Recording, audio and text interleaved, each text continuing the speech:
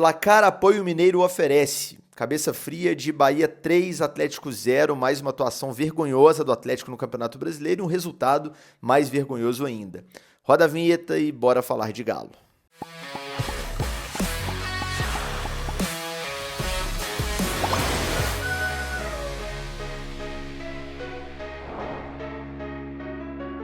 Tudo bem, pessoal? Um abraço para você que me acompanha em mais uma edição do Cabeça Fria, mais um vídeo aqui no canal do Frossar. Hoje é segunda-feira, dia 16 de setembro de 2024. Mais um resultado medonho, né? Pífio, vergonhoso, podem usar a palavra que quiserem aí do Atlético no Campeonato Brasileiro. É o quinto jogo no Campeonato Brasileiro que o Atlético toma 3 ou mais gols. Foi assim contra Flamengo, Botafogo, Palmeiras, Vitória e agora Bahia. 3-0, claro, com um time alternativo, um time quase todo reserva, pouquíssimos eram os titulares, mas ainda assim não é razoável a gente ter esse nível de futebol apresentado, mas uma atuação muito ruim, e aí sobra crítica para todo mundo, não tem como não criticar o Milito, não tem como não criticar jogadores individualmente falando. O Atlético claramente está priorizando as Copas, nas Copas o time é outro, e nos últimos jogos de Copas, né, especialmente contra o São Paulo, o desempenho é outro também, mas a gente está aqui para analisar esse jogo do Brasileiro, e aí a atuação foi muito ruim mais uma vez. Vamos lá, antes da gente analisar o jogo, aqueles pedidos de sempre que eu não posso deixar de fazer, pessoal, e peço a moral de vocês. Deixa o like nesse conteúdo caso gostem da análise, se inscrevam no canal que é sempre muito importante, mandem para os amigos, compartilhem esse vídeo e se inscrevam também no canal de cortes, o link está aqui na descrição. Considerem se tornar sócios do canal, é só clicar na opção Seja Membro embaixo do título que a gente está te esperando lá no grupo do WhatsApp para a resenha, beleza? Vamos lá. A escalação do Atlético ontem, né? Eu achei que o Milito ia preservar ali a linha de 4, né? Saindo, jogando, não foi o caso. O time tinha Everson no gol, Mariano, Lianco e Bruno Fux como zagueiros, Rubens, Batalha, Fausto Vera, Igor Gomes, Brian Palacios, Cadu e Hulk. Quando eu olhei essa escalação, eu pensei, cara, ele vai manter o 4-3-3, deu certo contra o São Paulo nos 2 jogos, e o Cadu vai jogar aberto pela esquerda, né? Como um ponta ali esquerda, ou meio atacante pela esquerda, o Palacios fazendo a função do Scarpa pela direita, o Hulk na frente centralizado, só que com linha de 4. Não foi o caso, né? Eu não entendi por que o Milito mudou esse esquema, voltou a jogar com saída de 3, né? Com linha de 3 atrás, o Mariano era o defensor pelo lado direito, o zagueiro pelo lado direito, o Bruno Fux era o zagueiro central e o Lianco o zagueiro pela esquerda. O Rubens foi ala pela esquerda, o Brian Palacios ala pela direita, Fausto Vera e Batalha como volantes, Igor Gomes mais solto ali por dentro, Cadu e Hulk na frente, uma espécie ali de 3-5-2. Talvez o fato de o Mariano não suportar jogar como lateral, indo e voltando o jogo inteiro, ajude a explicar, mas poderia ter arrumado o time de uma forma que o Mariano fosse lateral, mas com uma linha de 4 e mais defensivo, né? Não é nada impossível, a gente já viu vários times jogando com linha de 4 com um lateral que fica mais, então sinceramente não entendi. O Atlético vinha evoluindo ofensivamente, especialmente, volto a dizer, nos jogos contra o São Paulo, e ele volta com o esquema de 3 zagueiros que foi trocado justamente porque o Atlético vinha numa crise muito grande de desempenho, né? O jogo começa e nos primeiros 15 minutos ali já dá para ver que o Bahia teria mais a bola, o Bahia mandava no jogo, tinha a posse, né? Mas o Atlético não sofria tanto nesse inicinho, nos primeiros 15 minutos. A defesa estava razoavelmente bem postada, o time também não agredia, né? Só que dava para ver basicamente o que era a ideia, ou o que poderia ser um caminho para o Atlético chegar ao primeiro gol, porque a gente sabe que o primeiro gol de um jogo costuma direcionar o que é o jogo, né?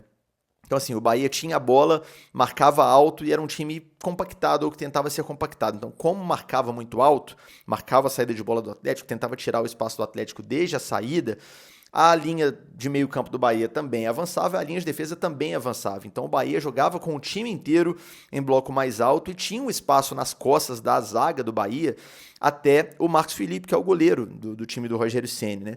E o Marcos Felipe teria que jogar como um último homem, como fez, né, em algumas ocasiões. O Atlético teve uma chance logo no inicinho, salvo engano ali aos 4 minutos, tava olhando para a colinha aqui, que uma bola é lançada pro Brian Palacios pela direita e é exatamente isso que acontece. Uma bola nas costas da zaga do Bahia, mas ainda com um espaço muito grande de campo até a linha de fundo, até o gol do Marcos Felipe. O Marcos Felipe atento, sai atento mais ou menos, porque ele saiu todo atrapalhado na jogada. O Palacios consegue uma finalização ali, só que finaliza mal, né? Ele poderia até driblar o Marcos Felipe, tentar uma outra jogada, mas fato é que o Bahia jogava muito alto, o Atlético tinha esse espaço nas costas da zaga para atacar.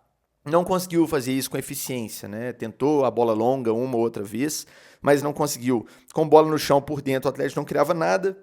No meio-campo, que há muito tempo e continua, não consegue criar, não consegue ser inteligente para achar os espaços. Igor Gomes é um cara que, infelizmente, agrega pouco como um meia criativo do time.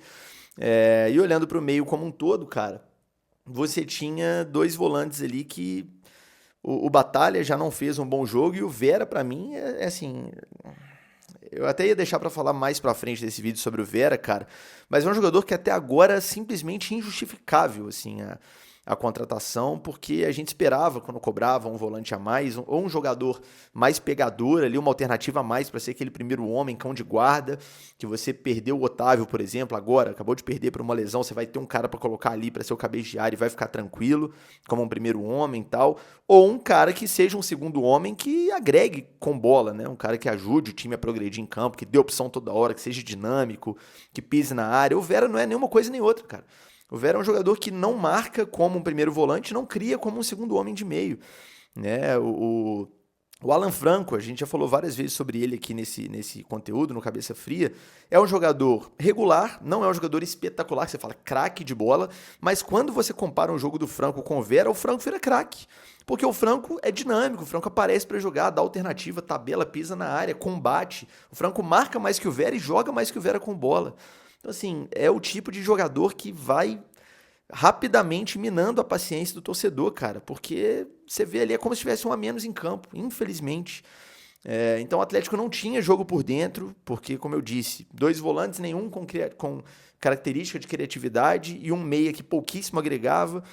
Quem destoou positivamente com e sem bola nesse time positivamente foi o Rubens, porque é um cara que se esforçava, né, para criar alguma coisa e sem bola muito atento, ajudando a defesa em vários momentos, cortando de forma providencial em vários lances. A gente precisa falar sobre elenco aqui, até pensando para a próxima temporada, porque assim, hoje eu considero que o Atlético tem um time titular forte, tá? Tendo todo mundo nas Copas, por exemplo, o Atlético tem condição, e tomara, e vou torcer muito por isso, de beliscar um título, né? E com o time titular inteiro, os caras jogando bem, encaixando a estratégia certa para os jogos, como foi contra o São Paulo, o Atlético pode passar do Vasco, pode passar do Fluminense, pode passar e pode beliscar um título na temporada. Agora, para campeonato de pontos corridos, de regularidade, cara, esse elenco já se provou desequilibrado e se provou mais uma vez. Você compara a qualidade dos caras titulares com os caras reservas em várias posições, é um abismo a diferença. Um abismo. Então, assim, do Saravia para o Mariano, não preciso falar nada.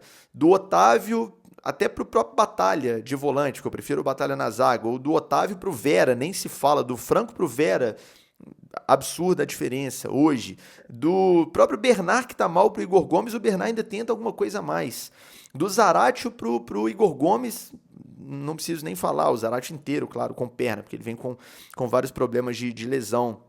O único cara que entra no lugar do titular e consegue entregar um nível mais razoável, mais próximo, é o Rubens, no lugar do Arana. Aí você sente menos a diferença. Do outro lado, você tira o Scarpa e coloca o Palacios, cara. Por mais que o Palacios seja um jogador que tem uma característica interessante e tal, é um abismo a diferença, um abismo a distância. Do Paulinho pro Cadu, eu não preciso falar nada. Não preciso falar nada, né? O Paulinho tem os haters dele aí, que eu não sei, né, como que a galera odeia o Paulinho assim. Pra mim é um jogador muito acima da média, o time sem ele é outro. Mas, cara, acho que até quem mais odeia o Paulinho no planeta Terra concorda que do Paulinho pro Cadu não há a menor comparação. O Hulk foi o titular que jogou ontem. Então, assim, mas se a gente pegar o centroavante, do Hulk pro Daverson, é um abismo também. Então, cara, pro Atlético voltar a ser competitivo em campeonato de regularidade, em campeonato de pontos corridos, pro ano que vem, não existe esse papinho de mudanças pontuais. Não existe, porque se forem mudanças pontuais, o elenco vai ser desequilibrado, para dizer o mínimo, em mais um campeonato brasileiro. e mais o Campeonato Brasileiro. Então a gente tem um time forte? Tem. Um time, não tem um grupo, infelizmente, equilibrado, como a gente teve em 21, para brigar por um campeonato tão longo. Olha quem era o centroavante reserva do time de 21, cara. Nem tô falando depois da chegada do Diego Costa, não. Tô falando da primeira parte, o Sacha, que é um jogador inteligente, que entregou pontos pro Atlético durante o campeonato. Né, que mudava a característica do ataque, claro, um jogador diferente, bem diferente do que é o Hulk, mas que é um jogador de um nível muito acima dos jogadores que temos hoje como opções no ataque. Então, os caras têm que entender, né, quem é dono do clube, quem gere o clube, que ou investe para ter um elenco forte, ou não vai brigar por competição de pontos corridos. Pode beliscar um mata-mata aqui e ali, a gente torce para que belisque, até os dois. A gente é torcedor acima de tudo. E eu sempre vou criticar o torcedor que torce contra para ter razão. Eu sempre vou torcer pro Atlético. Pode estar um time horroroso em campo, vou torcer para ganhar. Pode ganhar na cagada, pode ganhar merecendo, ganhar sem merecer. Eu vou torcer para ganhar, porque o que importa para mim é o Atlético ganhar e a gente ser feliz comemorando vitória e título. Agora, a gente tem que ser racional na análise. Com um grupo desequilibrado dessa forma, para campeonato de regularidade, esquece. Voltando ao jogo aqui, o Atlético, como eu falei, teve essa chance aos 4 ali, que o Marcos Felipe saiu mal. Aliás, na transmissão do Premier disseram que o Rogério Ceni aplaudiu a saída dele. Eu fiquei desacreditado, porque ele saiu completamente confuso. Se fosse um jogador com um pouco mais de qualidade ali, mais frieza, tiraria o goleiro e faria o gol, mas beleza, né? Aí o problema é do time dos outros. Mas, cara, depois dali, o Bahia claramente melhor. Aos 18, eles tiveram uma chance clara. Antes, teve um lance que o Atlético conseguiu chegar ao ataque com alguns jogadores, né? Pisando na área com algumas opções. E o Vera tinha a opção do Rubens, que entrava livre pelo lado esquerdo e não deu o passe. Aí o Bahia conseguiu cortar a jogada. O Rubens ficou maluco, pulando lá, como quem diz: pelo amor de Deus, tô sozinho aqui. Abre o jogo, olha para os dois lados, né? Enfim, levanta a cabeça. Mas, enfim, não aconteceu. Aos 18, o Bahia teve uma chance clara, talvez não, foi a chance mais clara do primeiro tempo, uma bola que entrou por dentro, né? Acho que o Cauli fez um corta-luz, a bola caiu no pé do Tassiano, o Mariano estava distante, né? E aí é um dos vários casos do jogo que a linha de 3 não se justifica. Quando você tem uma linha de 4 mais posicionada, você tem jogadores de defesa mais próximos um do outro e esse espaço entre eles fica menor, né? O Tassiano dominou com clara possibilidade de fazer o gol e a gente deu sorte que ele errou o gol. Ali é demérito do finalizador, nenhum mérito da nossa defesa nesse tipo de lance. Ele bateu sem marcação e não fez o gol. Ali já poderia sair o Bahia na frente. Logo depois teve uma sequência de lances que o Rubens, muito atento, conseguiu cortes, evitando mais lances de perigo ou mais gols da equipe do Bahia. Né? Pelo menos uns 2 ou 3 lances, que não foram aqueles lances cristalinos de gol, mas não foram graças ao Rubens, que estava ali atento. Então é um jogador, como eu disse, que olhando para os reservas, é um cara que está mais perto do nível do titular. Né? O único cara que se olha e fala, beleza, a gente tira o titular, coloca ele e o time não perde em qualidade coletiva, porque, não sei se é o único, né? Mas é um dos únicos que realmente, tirando o Rubens, é complicado. Parabéns ao Rubens, é um cara que acerta muito mais que erra, né? Teve até um lance que ele chegou bem pelo lado esquerdo, tentou um cruzamento errado, mas é um cara que acerta muito mais que erra. O índice dele é muito positivo. E se você também acerta muito mais que erra em apostas esportivas, brincando de apostar, eu te sugiro, meu parceiro, fazer o cadastro na KTO. O banner tá aí na sua tela. Fazendo o cadastro utilizando o cupom FROSSAR, você vai garantir 20% de bônus no primeiro depósito e a primeira aposta é sem risco. Errou, o valor volta como bônus para uma nova tentativa. Consulte o regulamento para entender como funciona. É só para maiores de 18 anos e lembrem-se, apostem com responsabilidade, beleza? Não é para usar dinheiro de obrigação para aposta esportiva, e sim para se divertir. O Hulk lá na frente tentava alguma coisa e teve até uma jogada que ele conseguiu arrastar aos 35 ali do primeiro tempo alguns defensores do Bahia, e foi esse lance, inclusive, que o Rubens cruzou mal e não deu em nada. O Hulk é aquilo, craque absoluto, muito ídolo, mas a questão dele com a arbitragem volta a me preocupar. A gente tem altos e baixos, né? Parece que é um ciclo.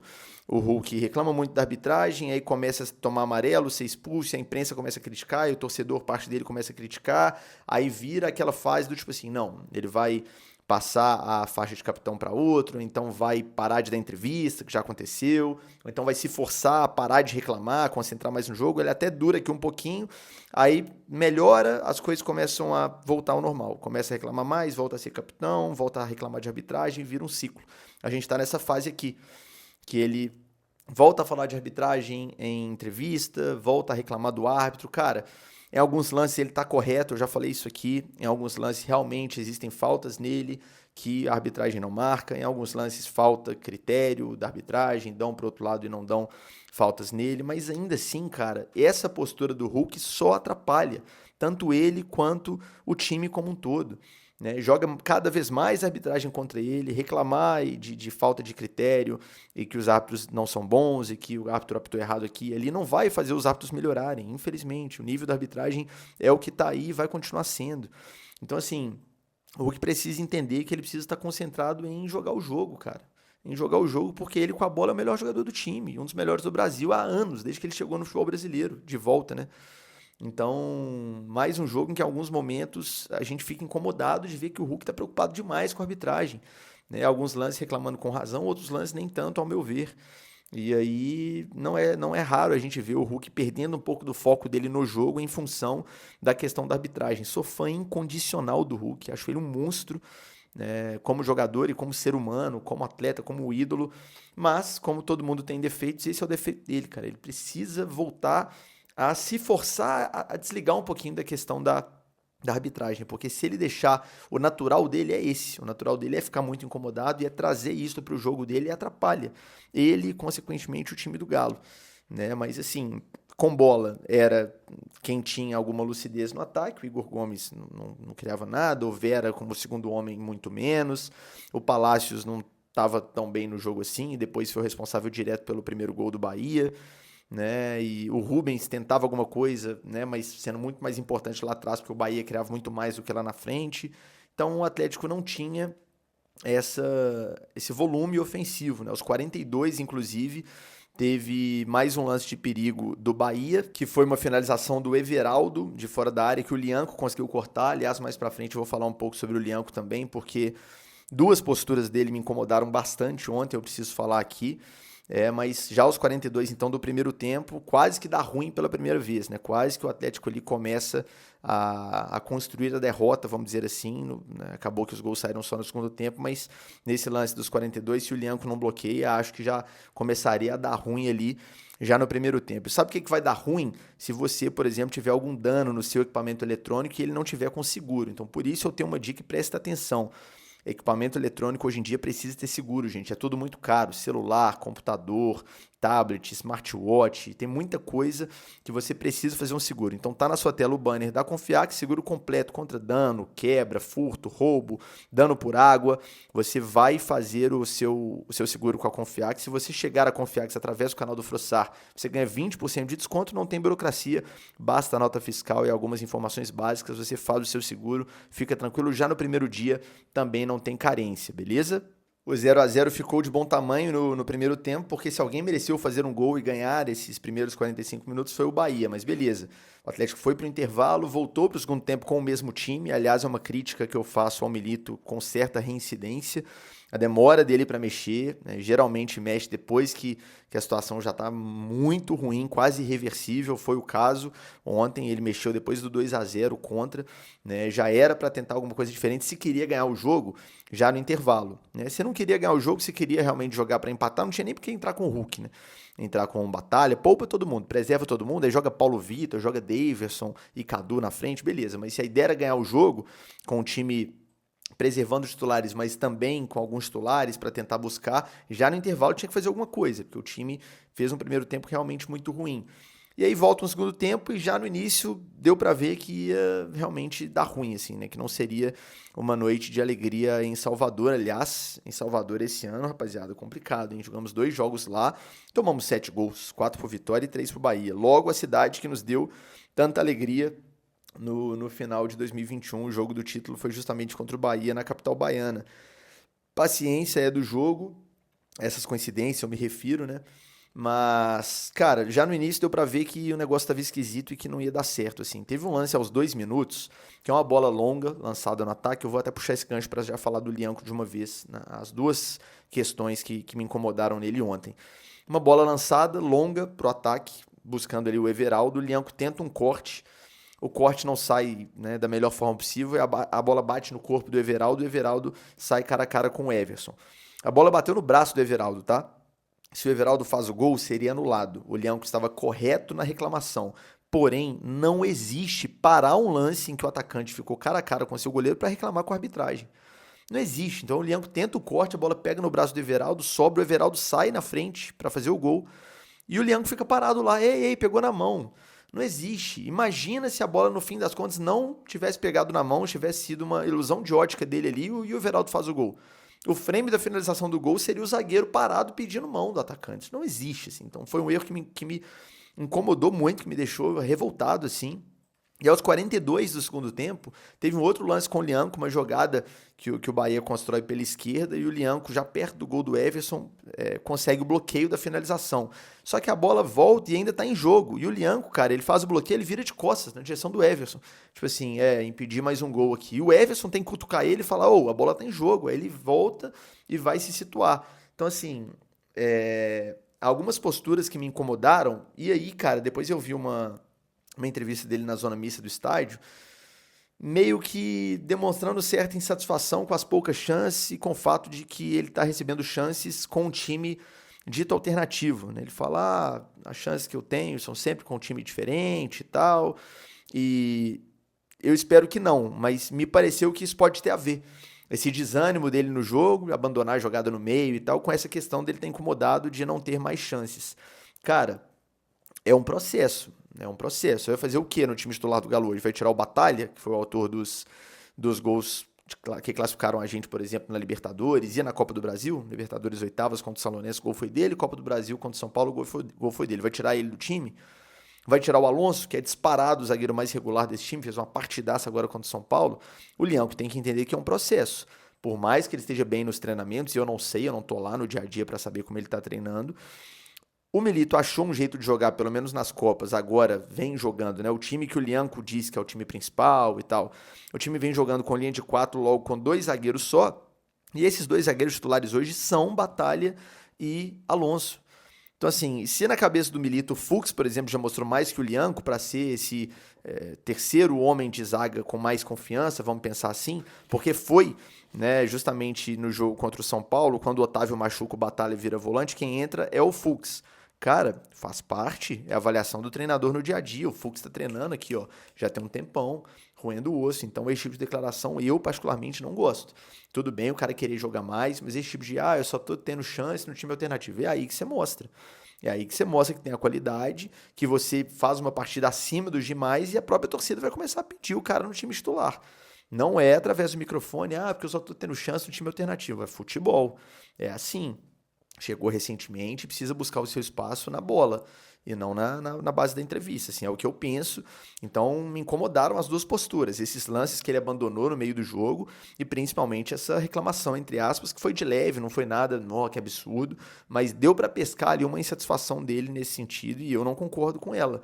Eu acho que é um processo natural que o jogador tem que passar e tem que saber suportar o processo, não tem jeito. Voltando à ordem cronológica aqui da nossa análise, logo ali aos 5 do segundo tempo sai o gol, né, o primeiro gol do Bahia, o gol do Everaldo, num lance que o Atlético tinha a bola dominada na defesa, erra um passe, com isso toma o gol. É o mesmo caso de alguns lances que a gente já sofreu gols assim na temporada, alguns, né, de o Atlético errar uma bola que é nossa na defesa, entregar a bola para os caras e tomar um gol. Foi o motivo da minha pergunta ao Milito lá na Argentina, contra o São Lourenço, quando ele ficou insatisfeito com a minha pergunta, etc. Eu acho que falta um pouco mais de atenção do Atlético nessa saída.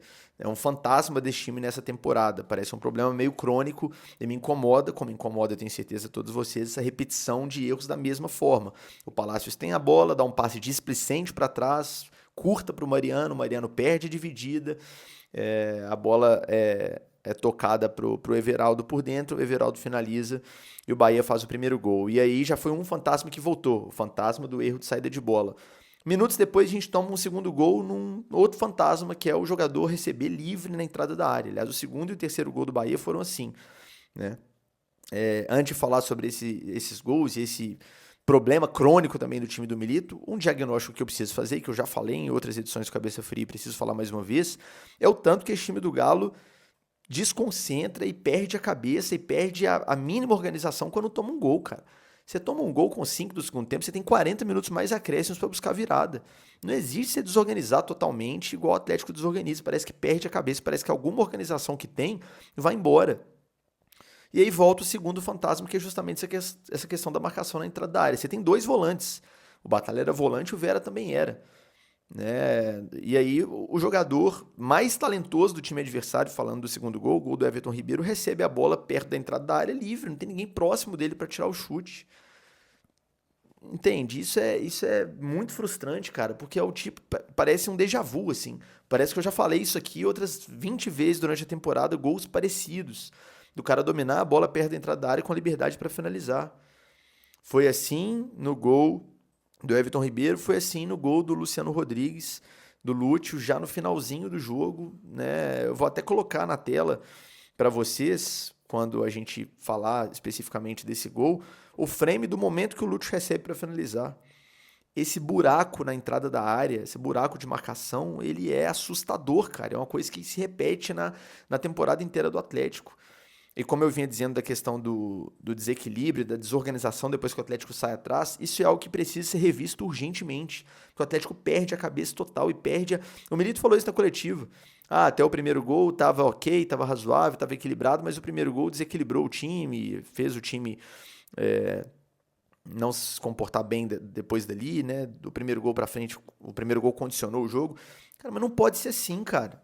O Atlético desorganiza e depois toma o primeiro gol e vai tentar a virada de um jeito meio maluco, e isso reflete em placares elásticos que não podem ser normalizados, cara. Não é de boa você perder de 3-0 pro Bahia. Com todo o respeito do mundo ao Bahia, tá? Isso não diz respeito ao adversário. Diz respeito a perder de 3-0. Não é de boa você tomar 4 gols por Vitória. Né? Não é normal você perder de 4 pro Flamengo e pro Palmeiras em casa, como aconteceu. Não é, cara. Nem o 3-0 pro Botafogo lá no Rio é normal, apesar de ser o resultado menos absurdo de todos eles, né? Considerando desfalques e a força do adversário, o contexto, etc. Mas não é normal, cara. Esse time do Atlético tem que aprender a buscar um resultado adverso, correr atrás, né? Buscar a recuperação, né? Correr atrás depois de sair, né, perdendo um jogo, com o mínimo de organização, sem desestruturar completamente. Não adianta, tomei um gol, perco tudo que tá na minha cabeça, a organização, vou pra cima igual um maluco, tomo 3. Não pode ser assim, cara. E é assim reiteradamente. É um problema crônico desse time. O Milito tem que achar um jeito de buscar recuperações em jogos com equilíbrio, sem desorganizar o time. Porque senão, cara, a gente vai ter que passar por isso cada vez mais. E aí chega uma hora que não dá mais. Chega uma hora que o torcedor não aguenta mais esse tipo de derrota. O segundo gol do Bahia é também um lance pra gente se questionar por que ele voltou com linha de 3, porque antes da finalização do Everton Ribeiro, o Jean Lucas recebe aberto pela esquerda, né, do ataque do Bahia, com algum espaço para trazer para dentro e para servir o miolo ali do ataque do Bahia, a bola cai no Everton Ribeiro para ele finalizar. Então, assim, se você tem uma linha de 4, o Mariano provavelmente já está mais colado nesse jogador que joga aberto. Com linha de 3, o Mariano estava dentro da área como um zagueiro e aí não tira o espaço também, fica só cercando e aí o cara tem tempo para tomar a decisão que ele quer tomar. Ali já estava 2-0. O Atlético tem uma chance ali com 17, mais ou menos, com o Hulk, que finaliza, mas sem sucesso, né, para fora, uma bola da entrada da área também, que tem um jogador atrapalhando a finalização dele. Acho até que desvia nesse jogador e é escanteio. Então, assim, o Atlético ali já estava com o jogo praticamente perdido. Aos 18, o Milito faz 4 substituições. Aí entram Scarpa, Saravia, Bernard e Daverson. 3 titulares e um jogador que é difícil a gente visualizar que ele entregaria menos que o Cadu, por exemplo. Apesar de que até agora também não entregou nada, né? O Daverson desde que chegou. Mas, assim, faz 4 mudanças. Já tá 2-0 o jogo, cara. Aquilo que aconteceu lá em Porto Alegre, que a gente estava perdendo de 2-0 e no segundo tempo faz mudança e acha 3 gols na Bacia das Almas e ganha o jogo, na Bacia das Almas e ganha o jogo, aquilo lá é a exceção da exceção, cara. Aquilo lá não vai acontecer mais. Se for, vai acontecer uma vez em cada 50 jogos você sai perdendo por 2-0. Não dá pra ter essa demora, já tava 2-0 o jogo, Bahia em casa no 11 contra 11. Não vai virar, não adianta. Claro que a gente torce até o final, aí teve a falta do Hulk, agora vai, aí chutou para a defesa do Márcio Felipe, mas agora entrou o Scarpa, os caras não são milagreiros não, cara, não adianta. Não adianta, o adversário já tinha construído a vitória e era conduzir a vitória até acabar o jogo. Aliás, as principais chances, mesmo depois das mudanças, ainda eram do Bahia. Teve um lance aos 22, cara, que os caras estavam tabelando dentro da nossa área. Um negócio assustador, assim, o Fux conseguiu o corte. Aos 27, o Jean Lucas teve uma finalização de fora. o Bahia jogava, o Atlético assistia, né? Não era algo minimamente palpável, né? Imaginável a reação do Atlético ali. Não era. Era claro que o Atlético ia perder o jogo, evidente. Aí o Milito, já no desespero, faz a última mudança. Já tinha feito 4 de uma vez, fez a quinta, que foi a entrada do Kardec no lugar do Rubens, né, para ter um cara mais na área. Aí quem vai fazer a ala pela esquerda? O Scarpa, lembrando os nossos jogos de desespero na época da Copa América, sem ninguém à disposição. Vocês lembram quando o Rubens estava machucado e o Arana na seleção, que o Scarpa tinha que jogar lá pelo lado esquerdo? Aí o Scarpa foi lá pro outro lado para tentar alguma coisa.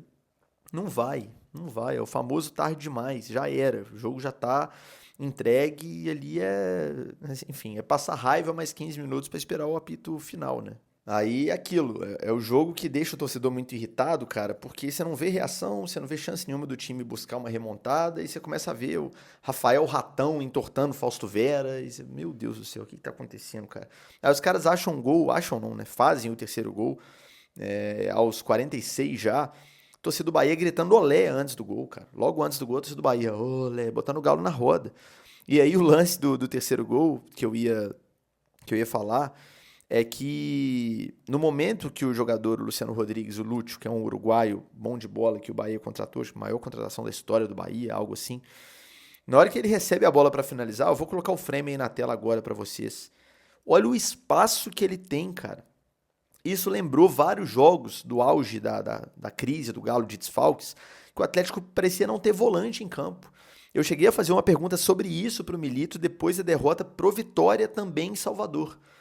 Salvo engano, naquele jogo foi o Batalha quem jogou como um zagueiro volante. Então, assim, sem bola ele era zagueiro, com bola ele era volante, mas faltava marcação naquele setor e o espaço ali na frente da área do Atlético, na frente da área de defesa do Atlético, era assim, uma fazenda para os jogadores do adversário criarem, né?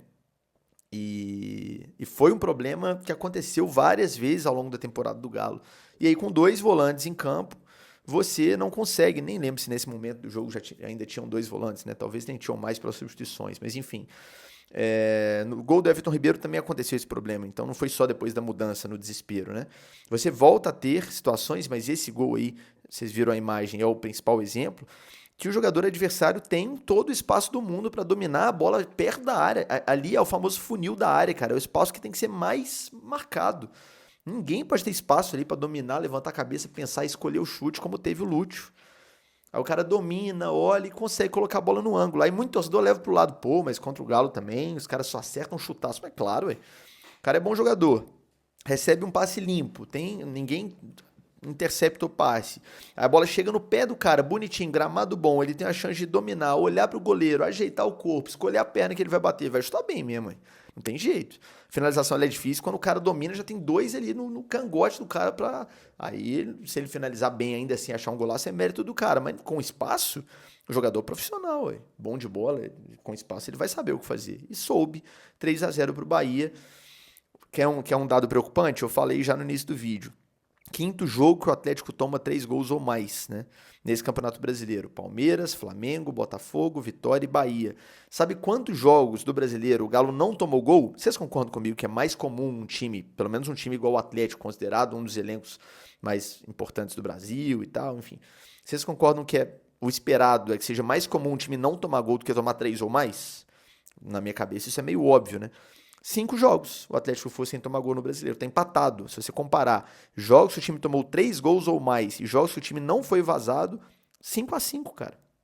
5-5. Não existe nenhum time que vai ter boa campanha em competição de regularidade, competição de pontos corridos, com a defesa desse jeito, tomando esse tanto de gol. É impossível. O Atlético tem a 4ª pior defesa do Campeonato Brasileiro hoje. Média de 1,5 gol sofrido por jogo. São 36 gols em 24 partidas. 4ª pior defesa. Perde lá para os que estão na zona, lá, perde para o Atlético Goianiense. Perde não, né? Ganha, né? Tem menos gols sofridos do que alguns clubes, Criciúma, salvo engano, Atlético Goianiense, mas não é normal o time tomar esse tanto de gol, cara. Não dá para aceitar e tá tudo bem. Não tá tudo bem. Preocupante demais, mais uma derrota muito preocupante no Campeonato Brasileiro. O G6 está distante, né? Claro que tem a possibilidade de virar G7, G8, G9. É claro que o Galo tem 2 jogos a menos. Mas, cara, o Atlético precisa dar um jeito de encontrar mais desempenho, mesmo quando precisar preservar jogadores.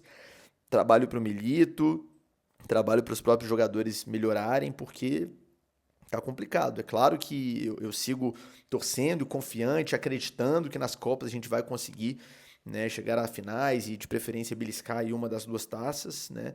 Mas assim, cara, no Brasileiro a situação é delicadíssima e se terminar a temporada sem vaga na Libertadores e sem título nenhum nas Copas, né? Obviamente, se for campeão das Copas, está na Libertadores, né?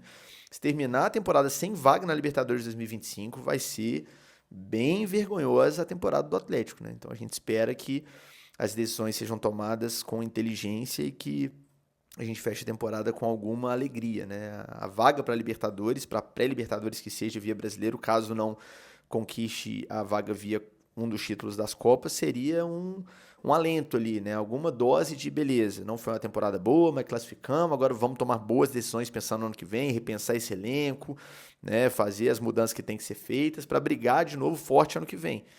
Mas, se não acontecer, aí realmente a pressão vai ficar muito grande para cima de todo mundo, né? Vamos acompanhar o que vai acontecer. Mais tarde hoje tem live Falazada, fica o convite aqui para você resenhar com a gente Galo às 19 horas e amanhã cedinho tô indo pro Rio porque quarta-feira tem Galo e Fluminense. Fluminense e Galo, o jogo da ida das quartas da Libertadores. O time titular de volta e vamos torcer, claro, para que o Atlético faça um bom jogo e traga um bom resultado para BH. Muito obrigado, mais uma vez peço a moral de deixar o like nesse vídeo caso tenha gostado da análise, se inscreva no canal se não for inscrito. Grande abraço e até o próximo vídeo.